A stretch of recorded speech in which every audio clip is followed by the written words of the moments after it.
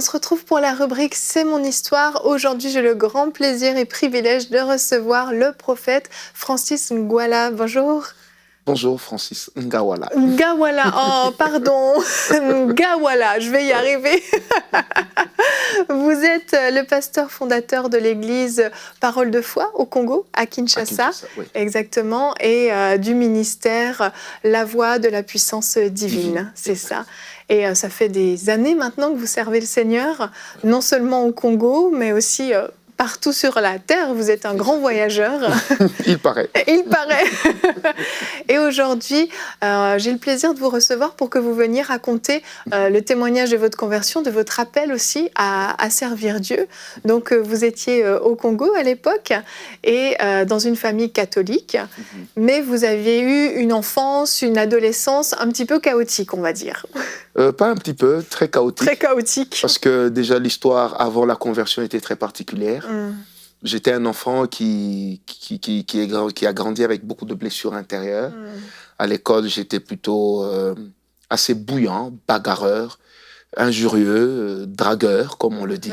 Parce qu'en fait, j'essayais de combler le vide, un vide en moi. Et à quoi était dû ce vide? C'est que ma mère était partie lorsque j'avais moins de 2 ans.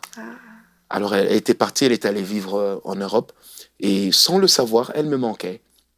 Et dans les familles africaines, lorsque vous venez comme ça, vous incrustez dans une famille qui existe déjà, il y a papa, maman et les enfants. Et moi, j'étais le seul enfant qui était né hors mariage. Donc, ça n'avait pas été facile.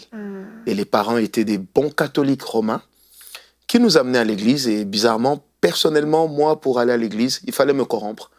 Parce que, tenez-vous bien, c'est qu'à partir de 89, j'avais vécu une histoire qui avait fait que je ne croyais plus en Dieu. Aïe. Oui, je ne croyais plus en Dieu. Pourquoi je ne croyais plus en Dieu? Vous savez, à l'époque, il y avait les mouvements dits charismatiques à Kinshasa. Donc, les gens commençaient à apprendre les dons de prophétie et tout ça. Mais malheureusement, avec les abus, donc mon père étant très bien placé dans une entreprise, c'était un grand cadre. Et il y avait un groupe de prière dans l'entreprise. Et ils sont venus prier à la maison. Et l'une des femmes faisait tout pour que j'affirme avoir été envoûté par ma grand-mère. Et écoutez, j'avais faim. Au bout de 3 heures de prière, je leur ai raconté le début du film Le MacGyver, en feignant que c'est ce que je voyais quand je dormais. Mais en fait, après, ça m'a brisé. Parce que je me suis tiré d'une situation, mais après, je me suis dit, bon, si vraiment Dieu existe, je ne crois pas qu'il aurait permis qu'on me traite comme ça. Donc Dieu n'existait pas. Dieu n'existait pas. Alors, en 90, nous nous sommes retrouvés en été en Belgique, à Bruxelles. Et un jour, alors que je retournais dans l'appartement de mon frère, qu'est-ce qui va se passer? Je verrai une dame au couloir qui va me pousser dans les toilettes du couloir. Et puis moi, je dirais, mais madame, ça va? Elle me regarde, elle dit, est-ce que vous êtes Francis? Je dis, oui, vous êtes le fils de monsieur Ngawala. Je dis, oui, bien sûr. Et je lui pose la question, mais qu'est-ce que vous voulez, madame? Elle me dit, vous savez, il y a quelques années, on est venu prier chez vous, vous vous rappelez? J'ai dit, je me rappelle de l'histoire et j'ai toujours dit, la femme qui avait prophétisé pour moi, il fallait que je lui casse la gueule un jour. Vous savez, elle me regarde, elle dit, c'est moi. Alors, toute cette fougue que j'avais, cette fureur également, s'est tout de suite arrêtée et j'ai eu les larmes aux yeux.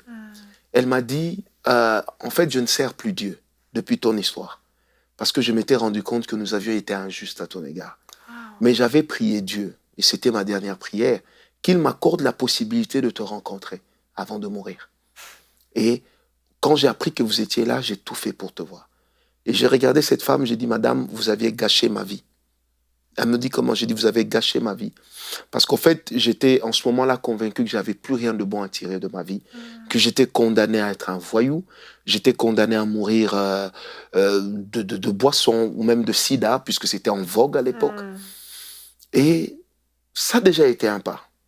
Alors j'ai dit à cette dame, je ne sais pas ce que c'est que pardonner, mais je décide de te pardonner. C'est un grand pas, ça. Un très grand pas, mais j'avais beaucoup pleuré en fait. Mais cette haine de Dieu n'avait pas cessé dans mon cœur. Au point que même en plein hiver, j'étais capable de me retrouver à l'extérieur juste parce qu'on avait mis de la musique chrétienne. En fait, je ne supportais pas le nom de Jésus. Je ne supportais pas Dieu. Et pour la petite histoire, on m'avait chassé de l'église catholique en pleine messe de de Pâques. Pourquoi? Parce que on avait projeté le film de la vie de Jésus, et là où la personne a giflé Jésus, Ponce Pilate, et moi je me suis dit, non, mais ce gars, comment on peut le gifler et puis il ne réagit pas? Ah non, mais ça c'est un poltron. C'est comme ça que je réfléchissais. Il y avait vraiment un rejet de tout ce qui venait de Dieu. Alors en 92, nous sommes revenus au pays après un grand voyage en Afrique du Sud également. Alors là, il y avait une fille dans le quartier qui priait. Et nous nous étions lancé le défi entre les garçons, on verra qui la prendra. Mais pour la prendre, il fallait aller à l'église. Et comme nous n'habitions pas loin de l'église de la Borne, dirigée par feu notre papa, le pasteur Jacques-André Vernon. Tout à fait. Oui, pour qui j'ai énormément de respect. Alors, en venant à l'église, vous savez, tout ce qu'on prêchait, ça rentrait à gauche, ça sortait à droite. D'abord, je ne comprenais rien. Et même quand on prêchait, je ne comprenais rien. C'est la première fois dans une église protestante à ce moment-là? Non, disons que j'avais déjà été dans une église protestante pour accompagner une grande cousine à nous dans les années 85, 86. Mais après, bon, tout ce qui était Dieu, chrétien, ça ne me disait rien. Et au fur et à mesure qu'on prêchait, j'ai commencé à me dire, mais tiens, pourquoi est-ce que je ne donnerais pas ma vie à ce Jésus? Et on avait un grand cousin avec qui on partageait la chambre à la maison. Et il m'a dit, petit, tu sais, toi, sans Dieu, tu seras un farceur. J'ai dit, non, je ne serai pas un farceur, je suis un farceur. Et je lui disais ça avec beaucoup de fierté. J'ai dit, tu sais, moi, je suis un voyou né. Personne ne peut m'arrêter, moi, je ne peux pas me convertir.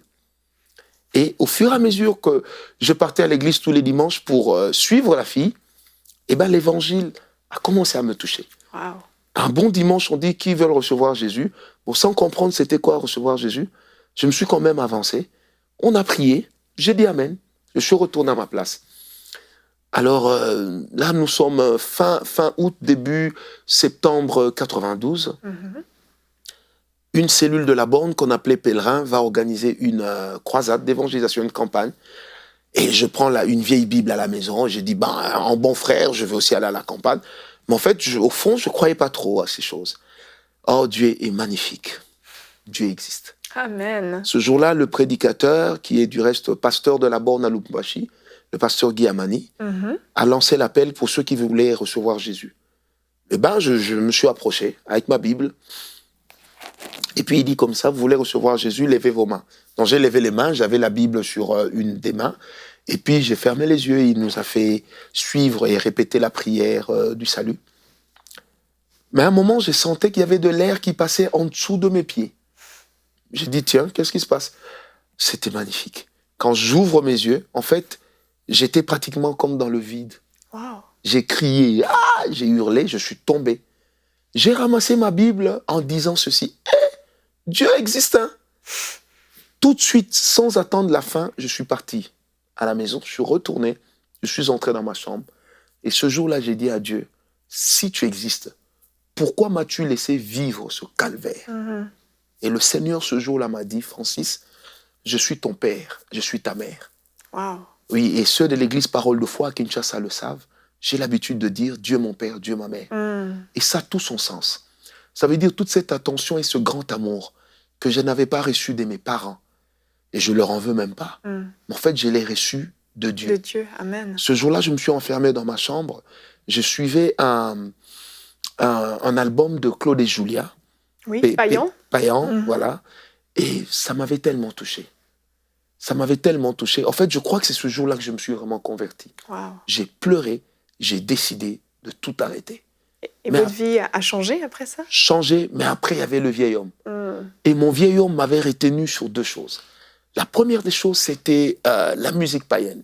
C'est qu'en fait, la musique me permettait de me recoqueviller sur moi-même, de me renfermer. J'ai trouvé une certaine énergie. Quand j'écoutais la musique mondaine, les slow, zouk à l'époque, je me sentais bien. Comment abandonner ça? Et la deuxième des choses, c'était la convoitise des femmes. Moi, j'aimais bien regarder les femmes. Donc, même quand j'ai décidé de me convertir, quand une femme passait, je la regardais avec passion. Et qu'est-ce qui a changé, ces choses-là? Qu'est-ce qui a changé? C'est qu'en fait, j'ai réalisé que l'enfer existe. Et j'ai réalisé que Dieu était plus grand que cela. Et moi, je partais toujours dans des changements qui étaient très extrémistes. Quand j'ai dit, bon, moi, les histoires de convoitise, je ne veux plus, j'avais atteint un niveau où, vous savez, dans ma culture congolaise, zaïroise à l'époque, pour les gens d'une certaine famille, de certains milieux, quand on rencontre les femmes, c'était « Ah, bonjour, bonjour », on se fait des bises. Eh bien, moi, j'ai dit non, pas de bises. Je ne veux pas, ça conduit au péché. En fait, je suis devenu catégorique. Et on m'avait surnommé TTS. Donc, trop spirituel. TTS, ok. TTS, trop spirituel. Alors, quand je me suis converti, j'ai tout arrêté. À l'époque, mon meilleur ami s'appelait Christian Moukas, Modilo. Son père était président des musulmans à Kinshasa. Oh. Et je lui ai dit, mon cher ami, j'ai reçu Jésus. Je ne vais plus aller dans les boîtes. Je n'irai plus dans des bars. Il m'a dit, non, mais Francis, et lui m'appelait Chesco. Il dit, mais Chesco, ça c'est des aventures. Est-ce que tu as vu les jolies filles qu'il y a à Kinshasa? En plus, mon père vient d'être nommé ministre. Donc, il y a des véhicules, il y a des gardes du corps, on va frimer.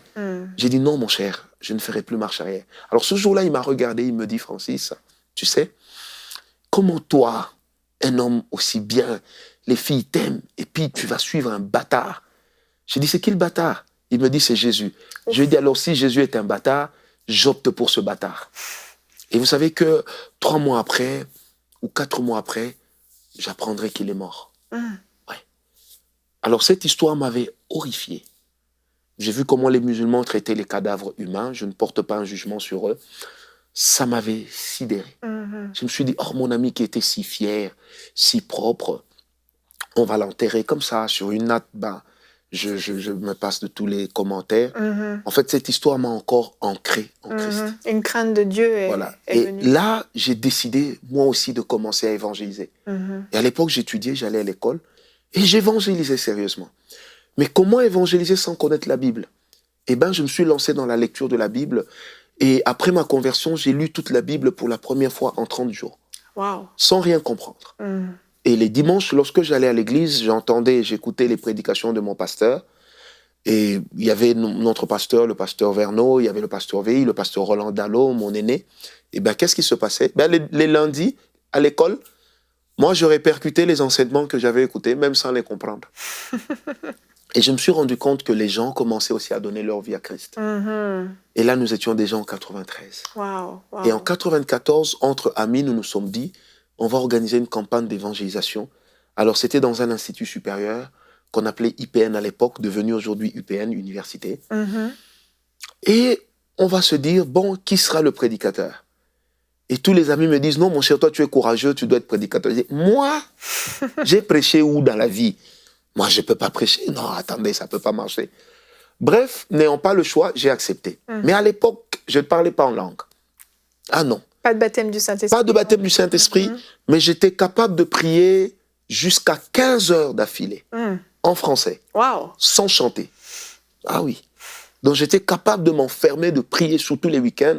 Donc je pouvais commencer vendredi à 0 heure, m'arrêter dimanche à 15 heures, 16 heures. Je prends ma Bible, je vais à la jeunesse sur la borne. Je ne vivais plus que pour Dieu. Oui, vraiment. Et là, j'ai encore vécu quelque chose d'extraordinaire. À l'époque, il y avait un studio qui était très connu, qu'on appelait Sango Malamu, qui produisait les musiciens chrétiens et qui était dirigé par le pasteur Jim Sawaski, un ami aussi à notre pasteur, le pasteur Verneau. Et nous sommes allés là pour passer notre publicité à la radio, comme quoi il y aura une campagne d'évangélisation. Il est 15 heures, oh Dieu est merveilleux, il est 15 heures, et pendant qu'on monte les marches avec des amis, dont un est devenu aujourd'hui pasteur dans une des églises extension de la Borne, j'ai entendu comme un bruit de foudre, mais il pleuvait pas. Et j'ai tremblé de la tête aux pieds, je suis tombé. Alors les amis m'ont secouru, mais qu'est-ce qui se passe? J'ai dit, mais je comprends pas. Je me suis senti foudroyé et j'ai entendu un bruit d'éclairs. Alors que Dieu venait de m'équiper. Vous savez, on va à la campagne, le jour arrive. D'abord, ma prédication ressemble à un discours écrit. Donc sur le papier, j'avais même écrit « Bonjour, petit sourire, comment allez-vous » petit sourire. J'ai prêché, il y avait une 40aine de personnes. 28 personnes ont reçu le Seigneur Jésus. C'est merveilleux. Et j'avais tellement la foi.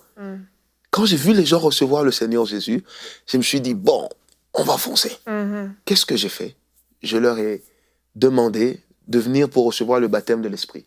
J'ai prié. Et il y en a qui ont été baptisés, qui ont parlé en langue. Mais moi-même, non. Moi-même, non. Et quand je suis rentré à la maison, j'étais triste, en fait. Je me suis dit, Seigneur, tu as béni les gens par moi, mais moi, tu ne m'as pas béni. Seigneur, ça me fait mal. Et le 28 juillet 95, nous les Congolais, nous disons 95, Mhm. et nous étions en retraite de prière avec des amis. Le thème, c'était l'onction du Saint-Esprit. Alors, ce jour-là, j'ai reçu le baptême de l'Esprit. Gloire à Dieu. J'ai parlé en langue de 19h du 28 juillet 95 à 5h du matin du 29 juillet 95. Wow, c'est J'ai bien. parlé en langue, j'ai parlé la diversité des langues, Mhm. j'ai prophétisé. Le matin, j'ai donné des paroles de connaissance. Mhm. Et depuis, je suis entré dans les dons spirituels. Gloire à Dieu. Ça fait 25 ans Mhm. que j'entends maintenant la voix de Dieu. Amen, amen. Ça fait 25 ans. Mais en fait, j'ai compris pourquoi pendant 3 ans, je n'avais pas parlé en langue. Pendant 3 ans, j'étais pas un homme terrible dans les choses de l'esprit. Aujourd'hui, ça m'a donné la simplicité que j'ai. Ça m'a fait comprendre que, quel que soit ce que Dieu peut faire avec moi, Mhm. je ne suis qu'un homme. Mhm. Et c'est pourquoi moi, je ne dis jamais mon église, mon ministère. Jamais. J'estime que c'est l'église de Jésus. Mhm. C'est le ministère que Dieu m'a donné. Amen. Le jour où je mourrai, j'en serai dépouillé Mhm. au profit d'un autre. Oui. Parce que le ministère, c'est comme une course à relais. Mhm. Donc, Mhm. lors de ma conversion également, un fait important, c'est que le jour où mon père revient à la maison, il me trouve avec les cheveux bien rasés et tout, la tête bien rasée. Il me dit, mais petit, toi, tu as un problème, ta copine ne veut plus de toi. Je dis, non, pourquoi? Et puis, j'ai dit, papa, moi, l'histoire de copine, là, je suis plus dedans. Il dit, oui, mais... Et puis, tu marches normalement. Qu'est-ce qui s'est passé? Tu as une bonne démarche. Parce qu'à l'époque, je marchais comme les rappeurs Evidi et consorts. Et bien, qu'est-ce qui va se passer?